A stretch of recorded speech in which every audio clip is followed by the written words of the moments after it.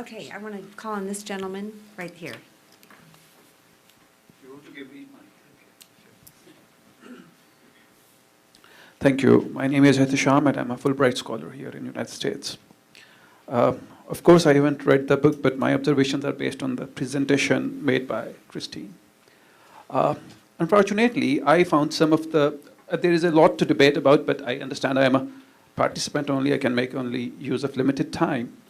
I found some of the arguments were very selectively used, and only one side of the picture was presented. For example, a couple of examples.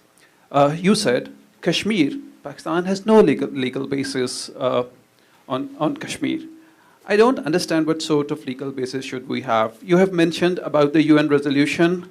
You have mentioned that India went to a Security Council, and Security Council said that let the Kashmiris decide. Let us have a plebiscite there. So that's a legal basis. Go and ask the Kashmiris with whom they want to go.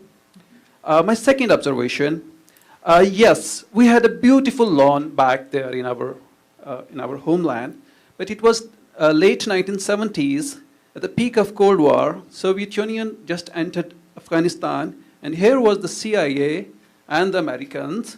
They went to Pakistan and Afghanistan, and fortunately, incidentally, they found an ally in the form of ISI or whatever, and they jointly created this jihad narrative. Kashmir is not the only thing which is behind those groups which you are calling the jihadis and terrorists. In fact, Kashmir has always been there. The jihadis, the rise of jihadis has been after the Soviet Union entered, and then CIA went there and worked with ISI, and the jihad narrative was brought, groups were made and fought with, and then the Soviets were pushed out. And then US left Pakistan and Afghanistan in the lurch, and Afghanistan fell into the hands of the warlords.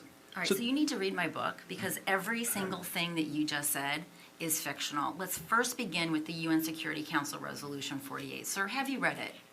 Have you read? No.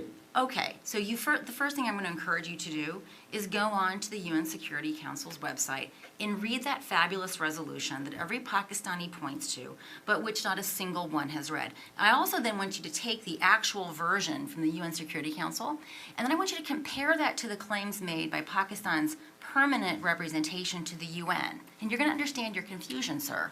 So the resolution is actually very clear. There are 3 steps. They were sequential and they were conditional. The very first step was that Pakistan was supposed to demilitarize to the satisfaction of this UN body that was to be established. Then, conditional upon the UN being so satisfied with this demilitarization, India was also supposed to demilitarize with a presence being permitted to defend itself against Pakistani aggression.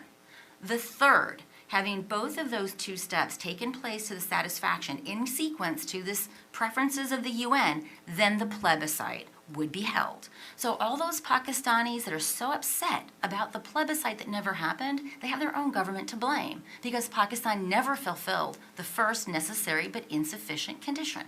So I'm going to encourage you to actually read that before you ever make such a fool of yourself again by presenting it in public, right? So just do yourself a favor by reading the darn thing. Second, I want you to also learn a little bit about your country's Afghanistan policy. Sir, do you know that it was Zulfikar Ali Bhutto that began the ISI cell in Afghanistan? That in fact it was Zulfikar Ali Bhutto who began setting up what became the 7 donkeys before the Soviet Union even crossed the Amu Darya. Did you know this, sir? No. I want you to answer my question. Did you know this, sir? No. Okay, so this idea that somehow the United States used Pakistan in some sort of some sort of effort to dispel the Soviets is completely an incorrect reading of your own history. Zulfikar Ali Bhutto, after King Zahir Shah was ousted, and Daud came to power and began implementing pro-Soviet policies, driving the Islamists into Iran and Pakistan respectively, Zulfikar set up an ISI cell so that he could then use those disenchanted, disenfranchised Islamists to become vectors of Pakistan's policy in Afghanistan. Did you know that we first sanctioned Pakistan in April of 1979 because of advances made in its nuclear weapons program? If we were so interested in sucking them into our evil jihad designs, we sure did make that difficult for ourselves, because when the Soviets did finally cross in, we actually had to do a bunch of maneuvering to get a waiver. And did you know that the first monies did not go into Pakistan until 1982 because of that requirement to get a waiver?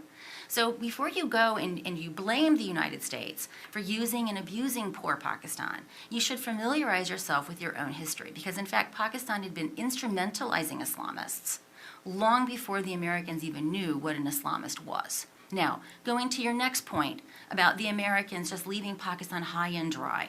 Well, this comes to, and Steve Cohen is here. I'd like to hear him talk about this. Let's talk about the Pressler Amendment, right? The Pressler Amendment was actually designed so that Pakistan could continue proliferating while we continued arming you, right? Because we'd first sanctioned you in April '79. Everyone understood the name of this game. When we withdrew in 1990, we withdrew. Pakistan, however, continued mucking around with the Islamists. So this idea that the jihad today are the Taliban of today and Al-Qaeda, this is also a really grotesque and empirical error that I don't quite frankly expect from a Fulbright student. So I'm happy to have more exchanges with you, but I think you should read my book, because everything that you said is a highly stylized retelling that you get from Pakistani media in your curriculum.